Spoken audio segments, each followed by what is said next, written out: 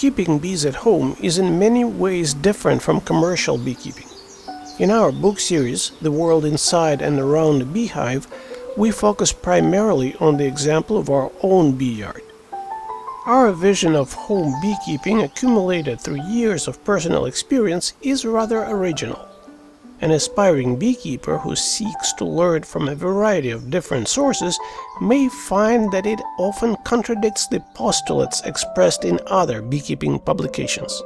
Who to trust?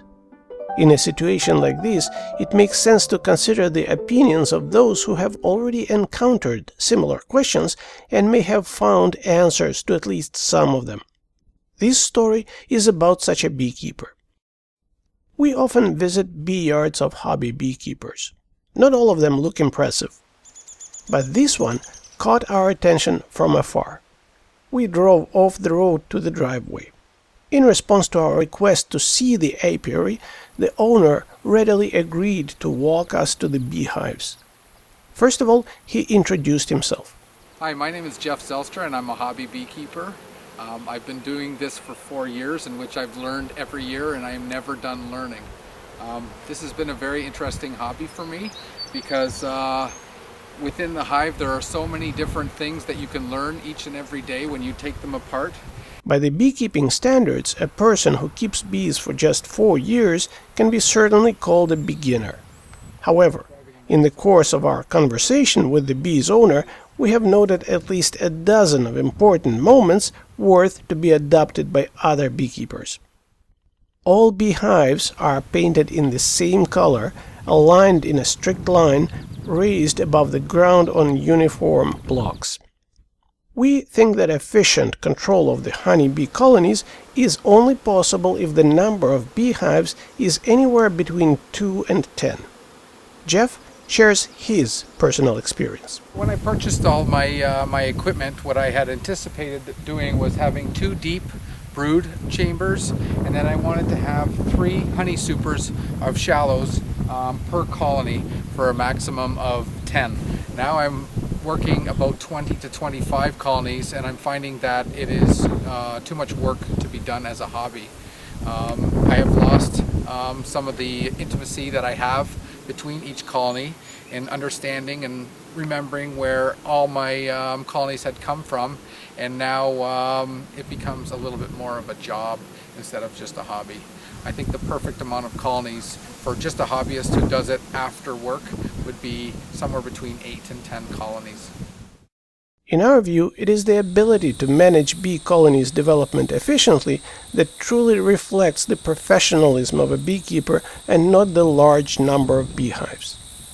The urge to visit the bees rather often and work at the apiary more, not less, should be one of the motives of why a person would want to start beekeeping in the first place.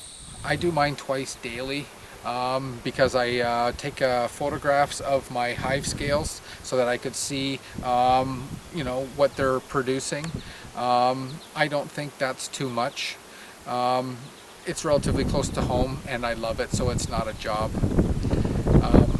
People who just leave their bees alone and then just go extract the honey, I think they're in it for a totally different reason than the reason that I am keeping bees. I have some people who I associate with that were old-time beekeepers that quit. I believe it was in the early 80s when the Varroa came. They never managed their hives. All they did was extract honey. My wife thinks that I definitely care for my bees, maybe even a little bit too much. Yes, I am definitely, I'm very aware of what is going on in my bee yard. And when I notice something different, I make it my business to find out what it is and to try to rectify the problem. A beehive on scales is actually a telltale sign that reflects the inclination of a beekeeper to control the bee colonies. Although we always stress the importance of regularly weighing all of the hives, not just one, still, even a single colony on the scales, and preferably 2 as in this case, is certainly a step in the right direction. These are just inexpensive scales. You can buy better scales that will communicate back and forth to the computer, but because I come and visit my bees daily, I don't mind to have something that doesn't interact with the computer. what I'll do is daily, I'll wait till all the bees are back into the hive, and then I will move this. I will move the weight and take a measurement of the scale and see if they've accumulated weight or if they have actually lost weight. And I will do that probably weekly in the winter as well, so I know exactly how much my hives are producing. You must wait till after they all come in, because I'm sure there is at least 3 or 4 pounds of bees that go out to forage, and 3 or 4 pounds of bees will come back at the end of the day. So if you measure them all after dark, then I take a picture with my camera, and then I walk inside and I document that into my book. It is simply wrong to expect that one can learn to understand and control the processes that take place inside the hive theoretically, just by reading books and magazines on beekeeping. Even though you read all the books that in the magazines that I subscribe to, it's not the same as having experience when somebody can come and take a look and see and tell you what is normal and what is not. On the other hand, mentors' authority must continuously manifest itself in practical results. One of the major lessons that I learned in beekeeping was my mentor told me never to use a queen excluder because they're called honey excluders. He says they prevent the bees from placing honey into the honey supers. So when I first started, I had a colony, and the queen decided to make a brood chamber that was just huge. And when I started to work the bees, it was just a disaster. So I couldn't take any honey from it because it was mixing with the brood, and they were so big and so powerful that I felt I had lost control. So from now on, I am a proponent of the queen excluders. While sharing his views about the importance of having a knowledgeable mentor, Jeff stresses that collaboration with one must be built on the equal partnership principles. "I don't feel like working as a helper to my mentor," he says. This fully corresponds to the approach and practical solutions presented in our books. Honeybee colonies can be kept healthy without the use of medicinal or prophylactic treatments, but this requires the beekeeper to invest additional efforts, including some intellectual activity, management skills, and labor. Jeff considers this task arguably the most complicated one in home beekeeping. What's the biggest challenge at this time? For me is the varroa mite. The varroa mite is what I find the colonies are constantly struggling against, and the diseases that come with the varroa. This allows you to monitor the mites. There's a screen in between this and the bottom, and so as the mites die and fall off the bees, they will land on top of here, and then you can segment it and count how many mites per inch, and from there you can calculate whether you want to do treatments on your bees or not.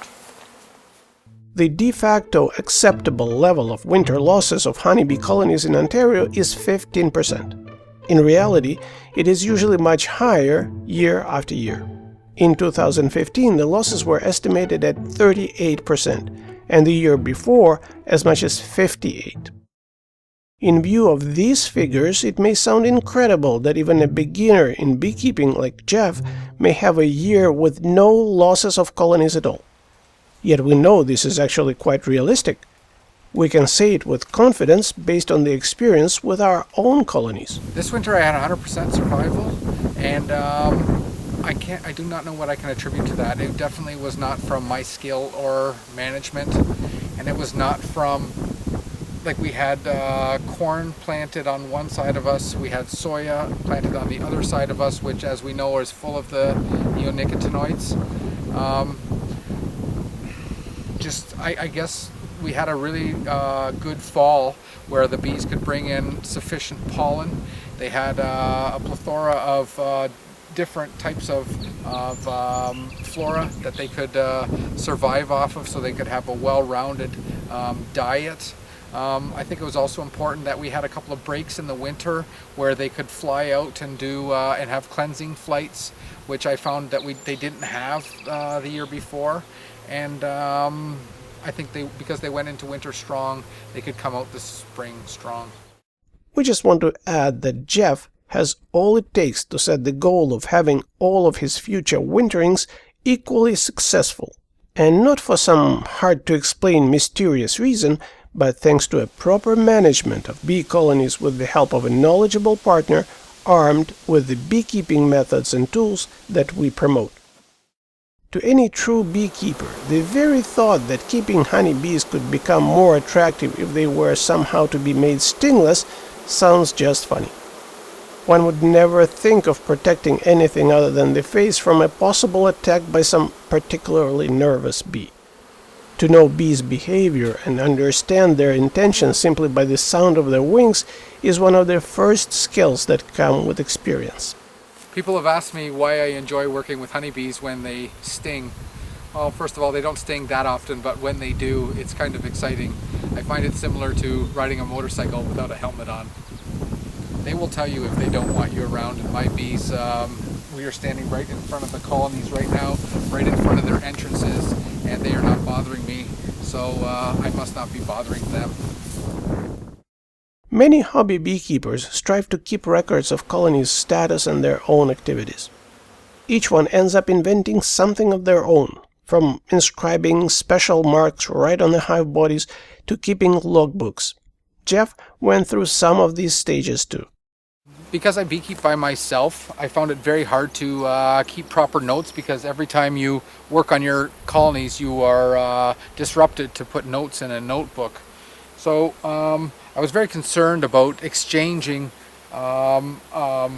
equipment back and forth from colony to colony, because I was concerned about transmitting disease from one colony to the next.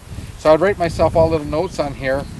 August 8th, it says, was the day that I removed this honey super to extract honey, and at that time it was only half full. And then I would also write on here, it came number 5, which meant it came off of colony number 5, so that I know, I could write down in my book how many pounds of honey I got off of a particular colony, and then I would put the honey supers back on the same colony so that I wouldn't cross-contaminate. I don't do that way anymore. On this page, I have records of my hive scale from this year, and then on March the 9th it started at 122 pounds, and then every day I would go out there after they've dark or whatever, and I marked down the weights. So in March from 9 to 11 it lost 2 pounds. See, it's the minus. And then some of my best days I have a +7 on May May the 3rd, and then a 5 and a 5, and then this is when I suspected it swarmed. I had a -5 pounds when I was always gaining, and then yeah, even as I mark down when we had rain and when I harvest and what I've done. We have no doubt that Jeff, like most small-scale beekeepers, would be really interested in using our amazingly simple new system of controlling the honeybee colony status. To us, the work of a beekeeper is not done when honey and other products are harvested.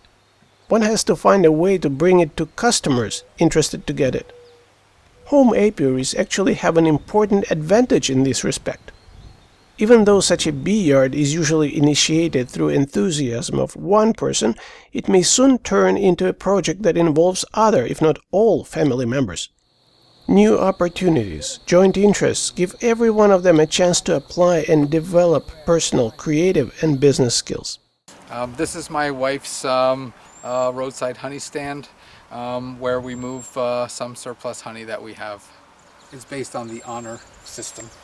You purchase it, and then you take change as needed out of the box. We had one $6 go missing, and that is all in 2 years. So we're relatively happy with that. That's not bad. No. We could continue this list of important moments in the vision of home beekeeping that we share, but probably even these 10 already mentioned are sufficient to make some valuable conclusions. And to all those who find the idea of learning good beekeeping practices from the beginner somewhat confusing, we want to remind the old maxim: it is not important how far the trail goes. Of true importance is whether it goes in the right direction.